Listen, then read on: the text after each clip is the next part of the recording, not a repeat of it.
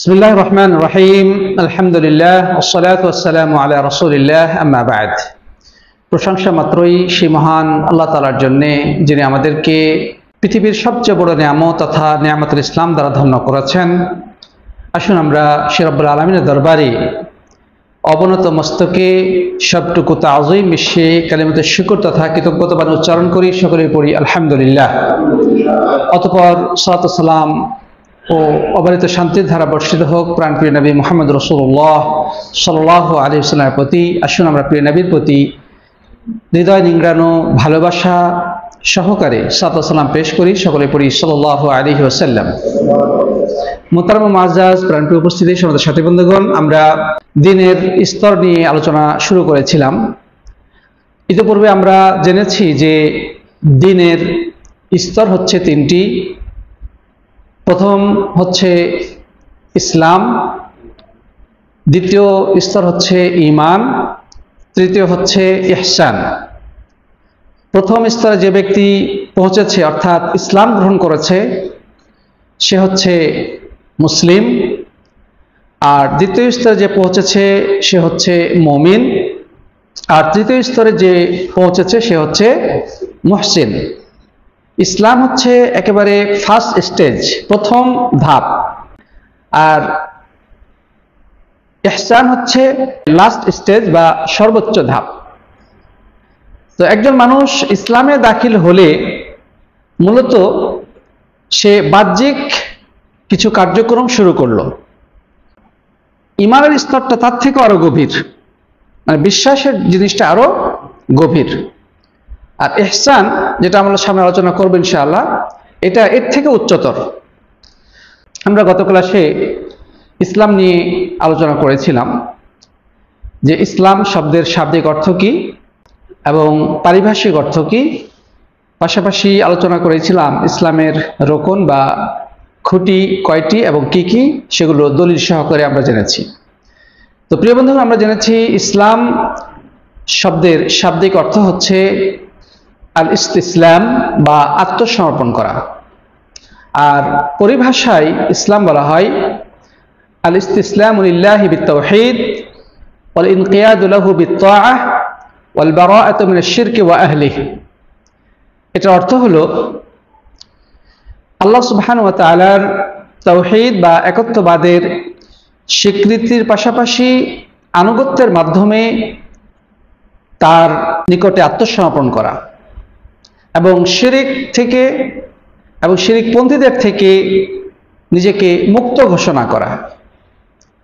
তার মানে তাওহীদের স্বীকৃতির পাশাপাশি রব্বুল আলামিনের আনুগত্য প্রকাশের মাধ্যমে আত্মসমর্পণ করতে হবে, তার কাছে সারেন্ডার করতে হবে।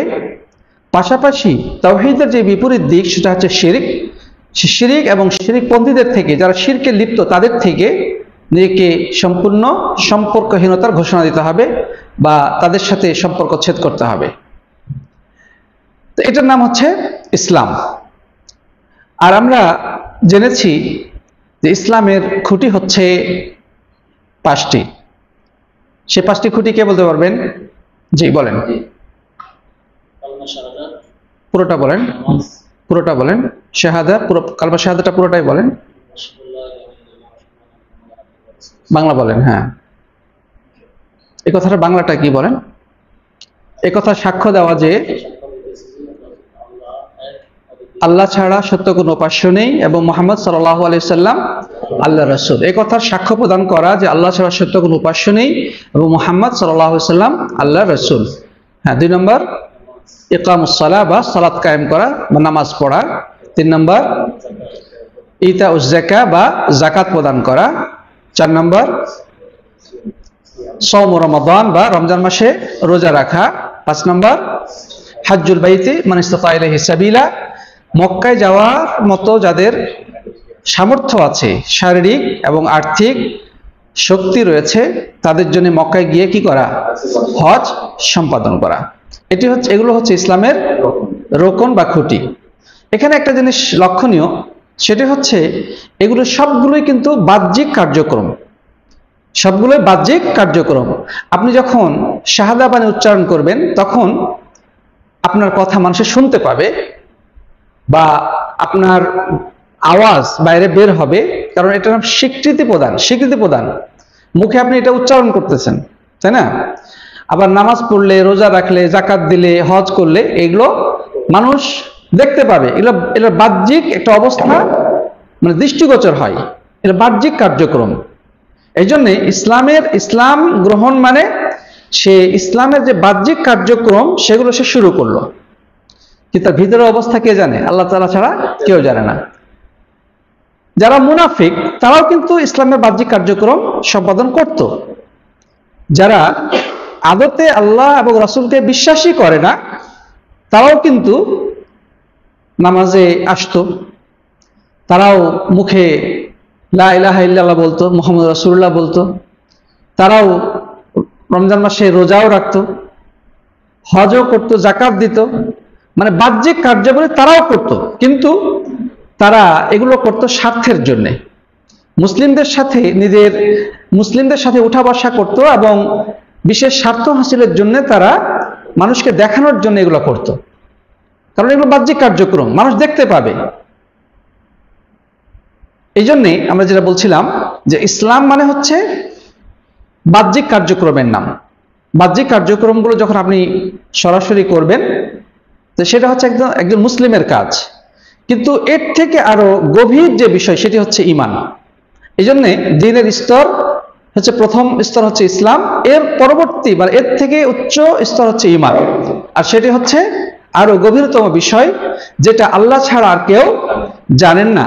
একজন মানুষ সে আসলে ঈমানদার কিনা, সে আসলে কতটুকু বিশ্বাসী, এই বিষয়টা কারো চেহারা দেখে বলা সম্ভব নয়, তার সাথে উঠা বসা করে জানা সম্ভব নয়, কারণ এটা হচ্ছে একান্তই গোপনীয় বিষয় যেটা সে এবং তার রব ছাড়া আর কেউ বলতে পারবে না। এই কারণে এটি হচ্ছে দ্বীনের এর থেকে আরো গভীরতম বিষয় বা এর থেকে উচ্চতর বিষয়। তো আমরা এ পর্যায়ে সেই ঈমান নিয়েই আলোচনা করব ইনশাআল্লাহ তাআলা। প্রথম কথা হচ্ছে ঈমান শব্দের শাব্দিক অর্থ কি? ঈমান শব্দের অর্থ কি? আচ্ছা, তার আগে একটু আমরা বলে নিই যে ইসলাম শব্দের অর্থ আমরা বলেছিলাম আত্মসমর্পণ করা, কিন্তু আমাদের সমাজে প্রচলিত রয়েছে যে ইসলাম মানে হচ্ছে শান্তি। ইসলাম মানে শান্তি। তো আমরা বলেছিলাম যে এই কথাটা আংশিকভাবে সত্য, পরিপূর্ণ না। কি কারণে? যে ইসলাম শব্দটির যদি শব্দমূলের দিকে আমরা লক্ষ্য করি তাহলে এখানে মূল শব্দ হচ্ছে সিন লাম মিম, সিলম। সিলমুন শব্দের অর্থ হচ্ছে শান্তি। সিলমুন মানে হচ্ছে শান্তি। তো এই দৃষ্টিকোণ থেকে কেউ যদি বলে যে ইসলাম শব্দের অর্থ শান্তি, তা আমরা বলবো এটি পরিপূর্ণ না হলেও আংশিক সত্য যে এর মধ্যে শান্তি আছে।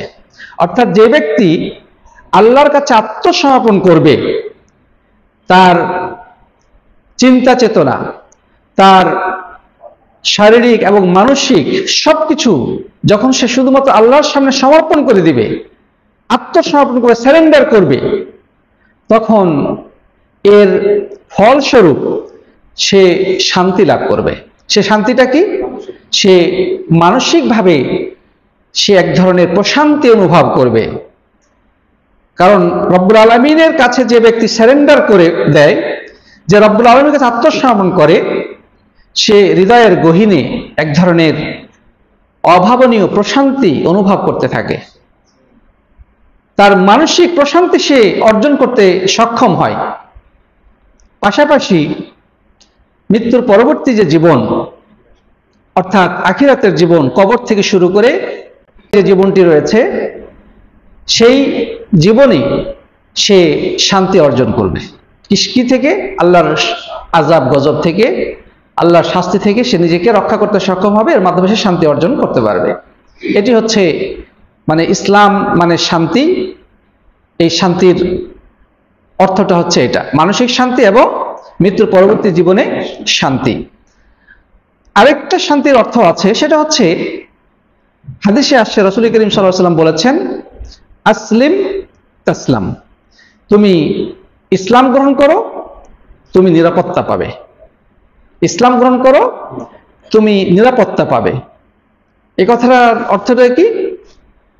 আল্লাহ নবী সাল্লাল্লাহু আলাইহি ওয়াসাল্লাম বলেছেন, উমিরতু আন উকাতিলান নাস হাত্তা ইয়াশহাদু আল্লা ইলাহা ইল্লাল্লাহ, যে আমাকে আদেশ করা হয়েছে আমি যেন যুদ্ধ করি ওই সকল মানুষের বিরুদ্ধে, আমাকে আদেশ করা হয়েছে আমি যেন যুদ্ধ পরিচালনা করি যতক্ষণ পর্যন্ত মানুষ এ কথার সাক্ষ্য প্রদান না করে যে আল্লাহ ছাড়া সত্য কোনো উপাস্য নেই এবং মুহাম্মদ সাল্লাল্লাহু আলাইহি সাল্লাম আল্লাহর রাসূল। যে ব্যক্তি এই সাক্ষ্য দিল, পাশাপাশি নামাজ পড়লো, রোজা রাখলো ইত্যাদি ইসলামের বিধিবিধানগুলো পালন করলো, ফাকাদ আসামা মিন্নি দিমাআহুম ওয়া আমওয়ালাহুম, সে নিজের জানমালকে আমার থেকে নিরাপদ করলো।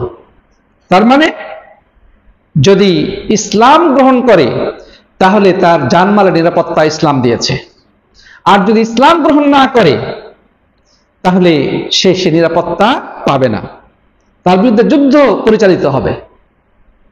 তো এই জায়গা থেকে আমরা বলতে পারি যে ইসলাম মানে শান্তি। তার মানে সে যদি তার জানমালের নিরাপত্তা পেতে চায় তাহলে তাকে অবশ্যই ইসলাম গ্রহণ করতে হবে, অন্যথায় সে নিরাপত্তা পাবে না। তো এই দৃষ্টিকোণ থেকেও ইসলাম মানে শান্তি। এখানে এই ভুল ব্যাখ্যার কোনো সুযোগ নাই যে মুসলিমদের মধ্যে কোনো ধরনের পারস্পরিক গন্ডগোল বা মারামারি কাটাকাটি হবে না, আর এটা হলেই ইসলাম শান্তির ধর্ম হলো না, এমনটি বলার কোনো সুযোগ নাই। কারণ মানুষ মাত্রই ভুল বোঝাবুঝি হতে পারে, সেখানে সমাধান আছে। একে অপরের ভুল বোঝা জায়গাগুলো বের করে সমাধান করতে হবে। মুসলিমদের ভিতরে কখনো যুদ্ধ হবে না এমনটি বলার সুযোগ নেই। রাসূলের যুগে সাহাবীদের মাঝে বিভিন্ন সময় কম বেশি টুকটাক ঝগড়াঝাটি হয়েছে, যার কারণে রাব্বুল আলামিন সূরা হুজুরাতের মধ্যে কি বলেছেন, ওয়া ইন তাইফাতানি মিনাল মুমিনিনা ইকতাতালু ফাআসলিহু বাইনাহুমা, যদি মুমিনদের দুইটি গ্রুপ যুদ্ধে লিপ্ত হয় তাহলে তাদের মাঝে সংশোধন করে দাও, তাই না?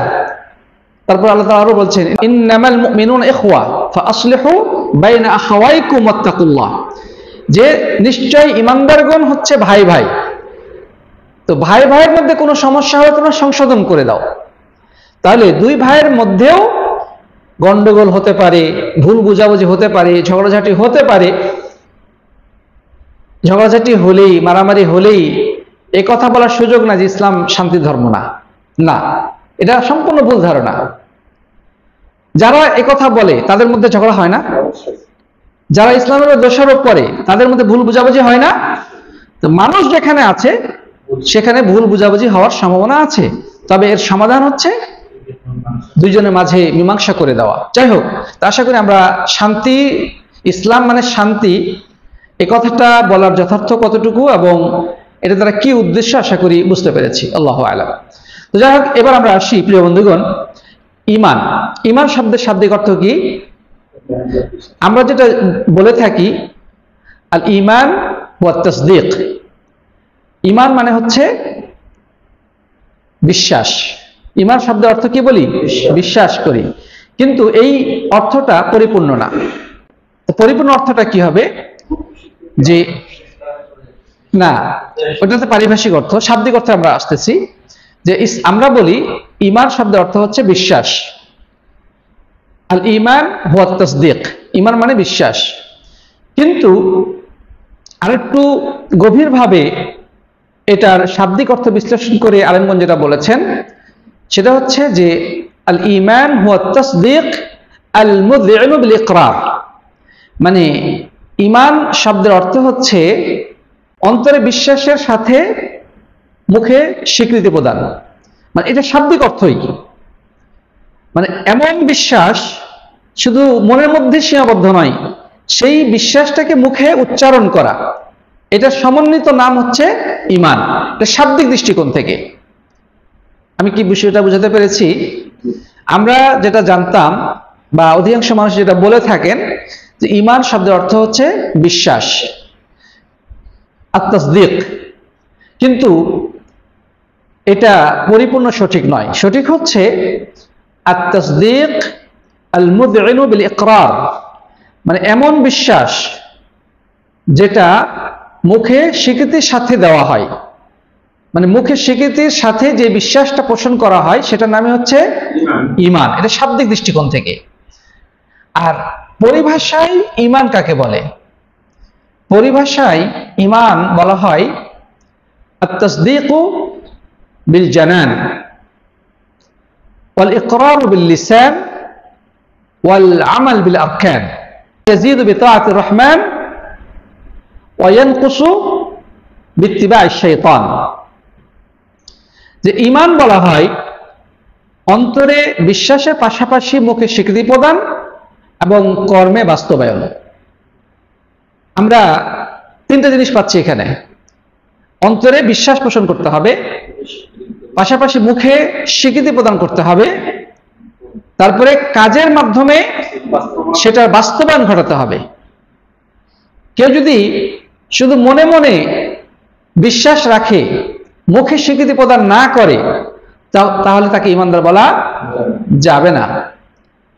কারণ ফেরাউন সে নিজেকে রব বলে দাবি করত, সে নিজেকে রব বলে দাবি করত। সে কি বলেছিল? আনা রব্বুকুমুল আ'লা, আমি তোমাদের সুউচ্চ রব বা প্রতিপালক। কিন্তু আল্লাহ কোরআনেই বলেছেন যে এই ব্যক্তি মুখে রবের স্বীকৃতি দিলেও সে অন্তরে এটা বিশ্বাস করত না। সে অন্তরে আল্লাহ তাআলার প্রতি বিশ্বাসী ছিল। তো তাহলে কি বোঝা গেল? যে সে মনে মনে বিশ্বাস করেছে, কিন্তু এটা তার জন্য যথেষ্ট নয়। তার মুখে যেহেতু স্বীকৃতি সে প্রদান করে নাই, তাহলে কি বোঝা গেল? যে অন্তরে বিশ্বাস রাখাই যথেষ্ট নয়, মুখে স্বীকৃতিও প্রদান করতে হবে। তারপরে ইবলিস, সে আল্লাহকে বিশ্বাস করেছিল কিনা? সে আল্লাহকে বিশ্বাস করত। বরং কোরআনে একাধিক জায়গায় সে আল্লাহর সাথে যখন কথোপকথন করে তখন হে আমার রব, হে আমার প্রতিপালক এভাবে সম্বোধন করেছে। কিন্তু সমস্যা কি ছিল তার?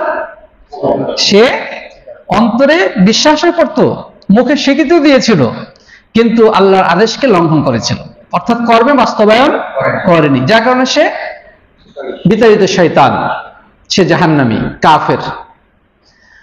আর মুনাফিকরা তারা মুখে স্বীকৃতি দিত, কর্মে বাস্তবায়ন করত, কিন্তু অন্তরে তাদের বিশ্বাস ছিল না। যার কারণে তারা হচ্ছে মুনাফিক। তারা মুখে লা ইলাহা ইল্লাল্লাহ মুহাম্মাদুর রাসূলুল্লাহ পাঠ করত।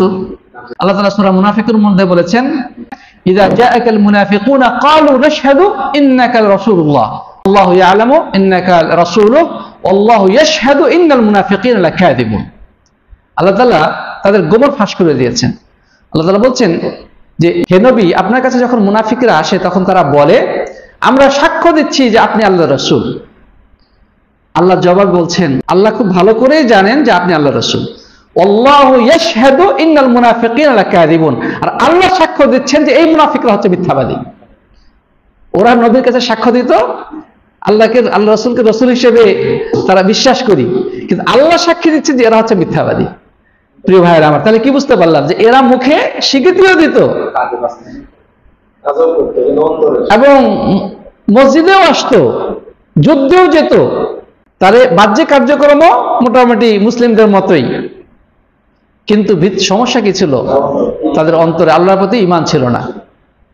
এই জন্য মুনাফিক শব্দের অর্থ হচ্ছে আল্লাযী ইউযহিরুল ইসলাম ওয়া ইউবতিনুল কুফর। মুনাফিক বলা হয় যে মুখে যে ইসলামের প্রকাশ ঘটায় কিন্তু ভিতরে কুফরি লুকিয়ে রাখে, ভিতরে কুফরি লুকিয়ে রাখে। মুহ মে শেখ ফরিদ, বগল মে ইট। মানে আপনার সামনে আসলে কি হাসি খুশি, হ্যাঁ আসসালামু আলাইকুম সালাম আলাইকুম, কিন্তু আপনি খালি দূরে ওই পাশে গেলেই, পিঠটা ফিরা দিলেই তাহলে আপনার বিরুদ্ধে ষড়যন্ত্রে লিপ্ত। তো এদের দুইটা চেহারা থাকে। তো যে কথা বলতে যাচ্ছিলাম প্রিয় বন্ধুগণ, তাহলে তিনটা জিনিসের সমন্বয় অপরিহার্য কেউ যদি সত্যিকার ঈমানদার হতে চায়।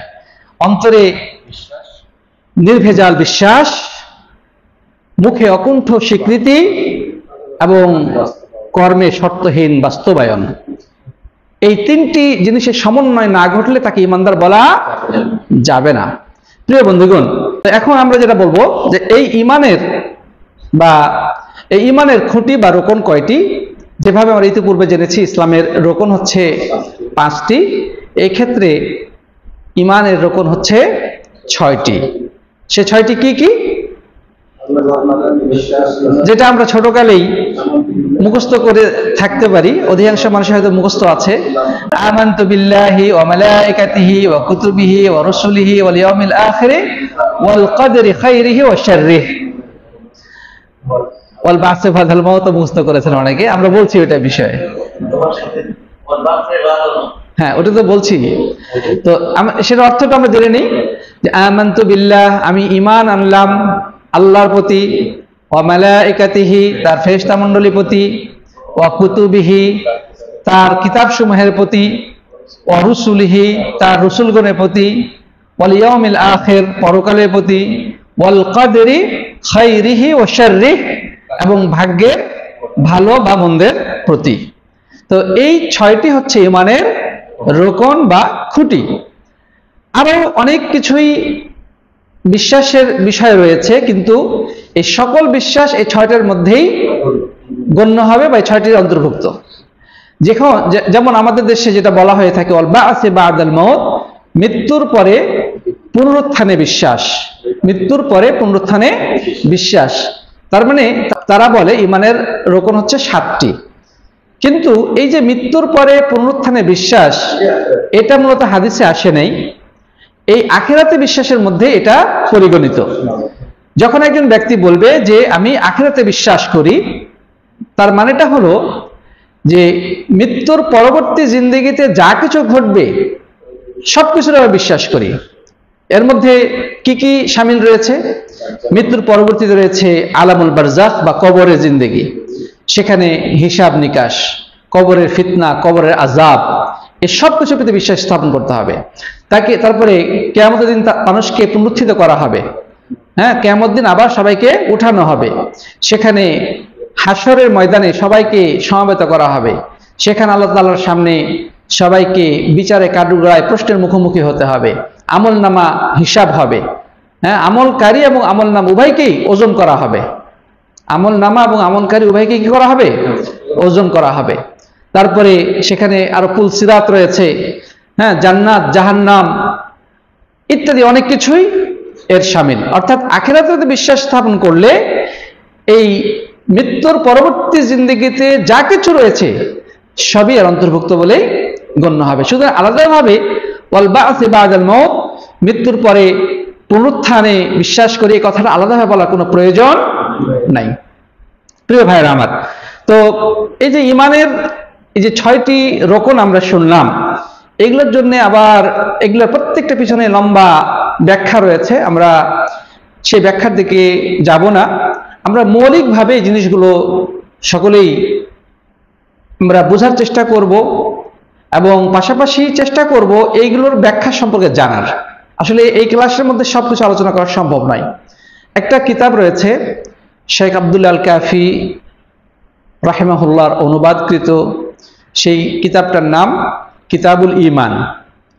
কিতাবুল ঈমান, এটা আমাদের দাওয়াত সেন্টার থেকেই ছাপিয়ে ফ্রি বিতরণ করা হয়েছে।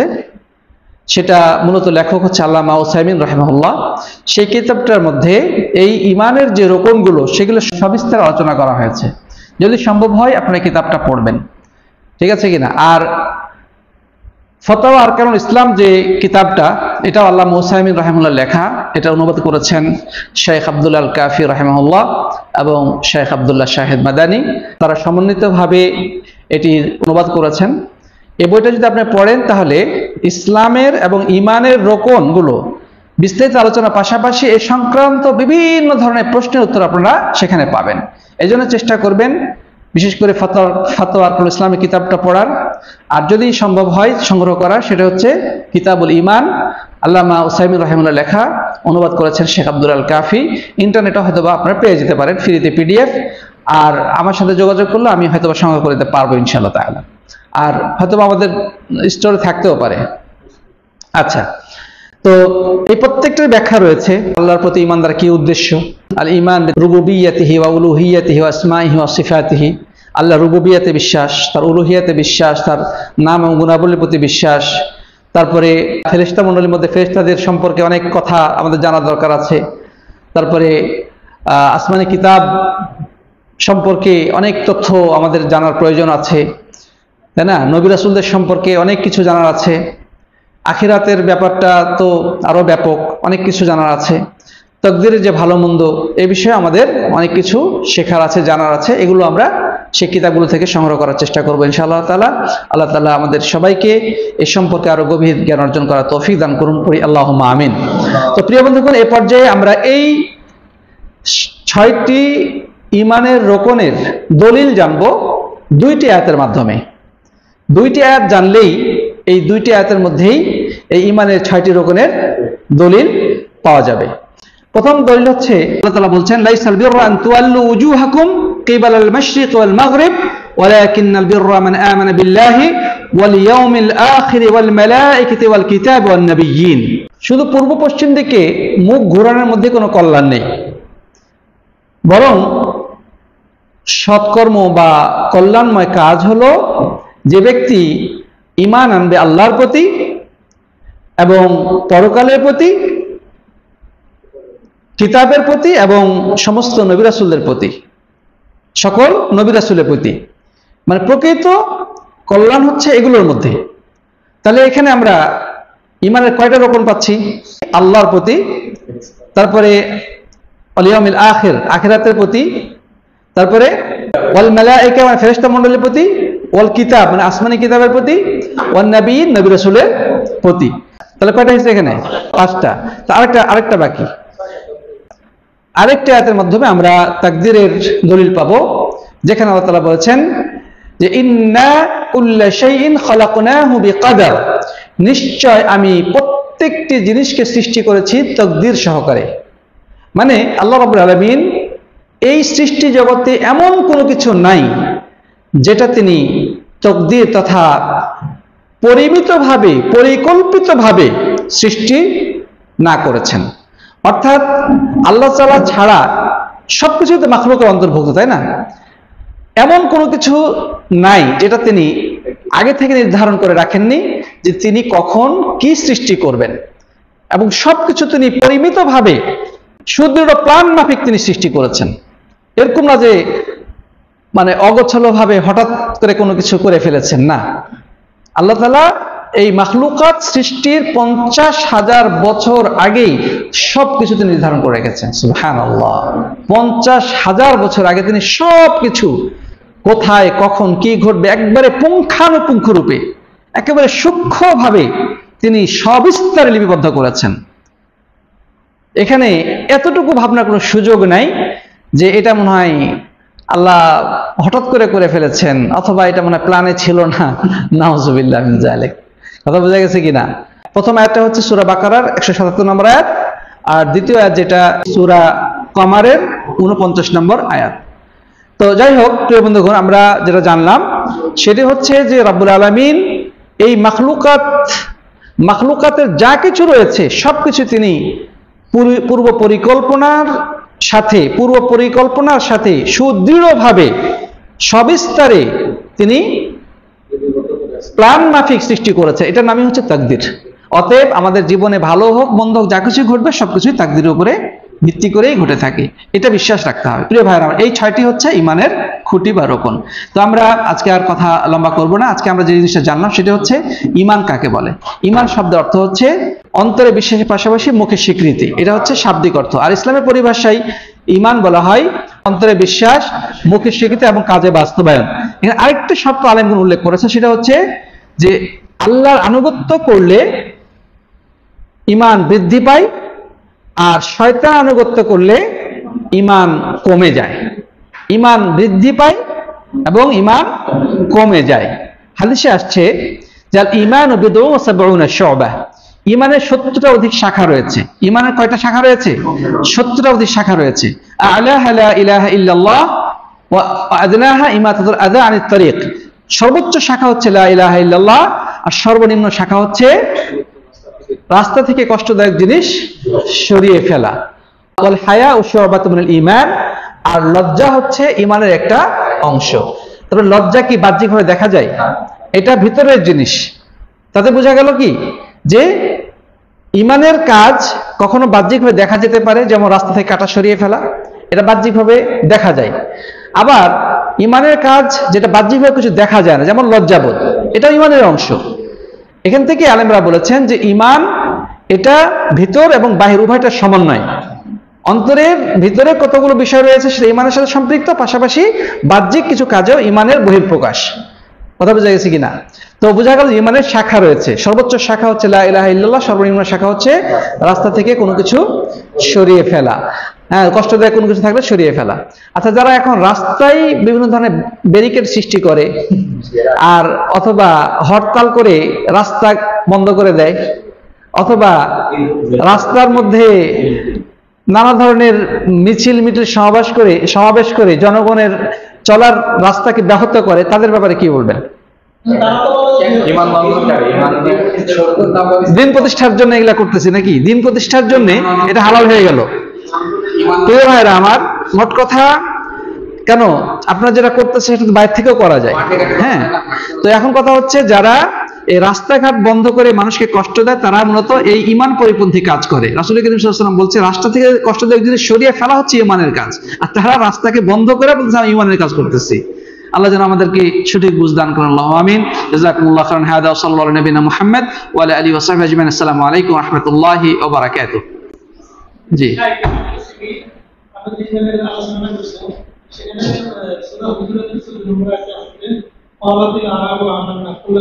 ওয়ালাকিন কুলু আসলামনা ওয়ালাম্মা ইয়াদখুলুল ঈমানু ফি কুলুবিকুম।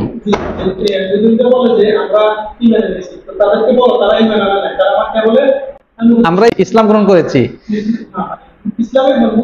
মুসলিম হয়েছে। হ্যাঁ হ্যাঁ, ঠিক আছে। হ্যাঁ, ওই যে আমরা এর আগে যেটা আলোচনা করছিলাম যে ইসলাম ও ইমানের ব্যাপারটা, যে ইসলাম হচ্ছে একটা ফার্স্ট স্টেজ আর ইমানটা হচ্ছে আরেকটু গভীর।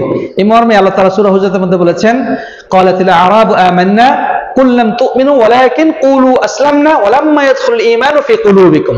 আরবের বেদুইনরা এসে বলেছিল যে আমরা ঈমান এনেছি।